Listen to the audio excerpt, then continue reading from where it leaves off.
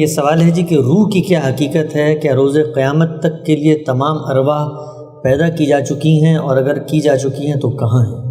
یہ جو روح ہمارے ہاں بولا جاتا ہے سول کے معنی میں، یہ تو یونانی تعبیر ہے۔ قرآن مجید میں یہ اس مفہوم میں کبھی استعمال ہی نہیں ہوا۔ قرآن مجید کی تعبیر یہ ہے کہ یہ انسان جس کو ہم دیکھتے ہیں، اس کا قالب یا اس کا جسم یہ مٹی سے تیار ہوا ہے، بلکہ اس کا پورا پروسیس سورہ سجدہ میں قرآن نے بیان کر دیا ہے، اور یہ بتایا ہے کہ کئی نسلوں میں جا کر یہ تیار ہوا، اور جب پوری طرح تیار ہو گیا تو اس کے بعد اللہ تعالیٰ نے اس کو نفس بخشا ہے۔ نفس ہے قرآن مجید کی اصطلاح۔ یہ دیکھیے بیان کیا وَنَفْسٍ وَمَا سَبَّاهَا فَأَلْهَمَهَا فُجُورَهَا وَتَقْوَاهَا۔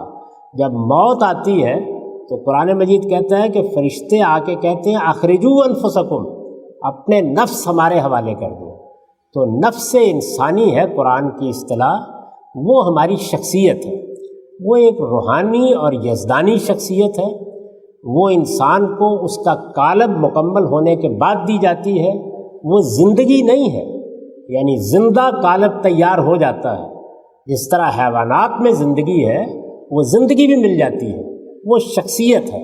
اس شخصیت کے دینے کے بعد قرآن کہتا ہے کہ تمہاری یہ سماعت جو ہے یہ محض سماعت نہیں رہتی، یہ بصارت محض بصارت نہیں رہتی، یہ دیکھنے اور سننے کی صلاحیتیں ان میں بصیرت پیدا ہو جاتی ہے، ان میں فہم پیدا ہو جاتا ہے، ان میں شعور در آتا ہے، اور اس کے نتیجے کے طور پر تم ایک اخلاقی وجود بن جاتے ہو، تمہارے اندر جمالیات کی حس در آتی ہے، تم عقلی فیصلے کرنے لگ جاتے ہو۔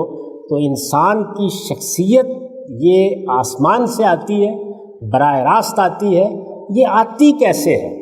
یعنی انسان کے جسم کے بننے کا تو پروسیس بیان کیا ہے قرآن نے، پورا پروسیس بیان کیا، اور یہ بتایا کہ پہلے کیا ہوا، بعد میں کیا ہوا، اس کے بعد کیا ہوا۔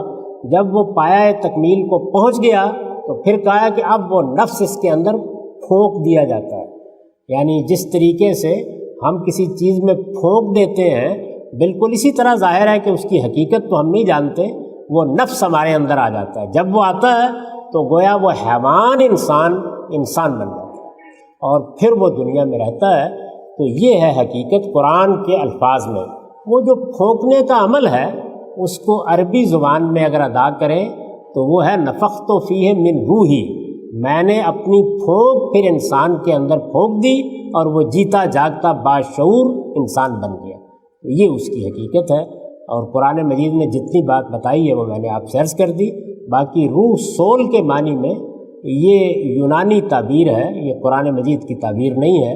آپ اس کو دو حصوں میں تقسیم کر کے ہمیشہ سمجھ سکتے ہیں۔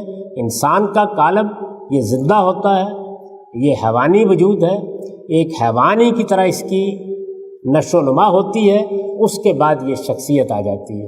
بلکہ قرآن نے یہ بتایا ہے کہ اب بھی ماں کے پیٹ میں بالکل یہی پروسیس ہوتا ہے۔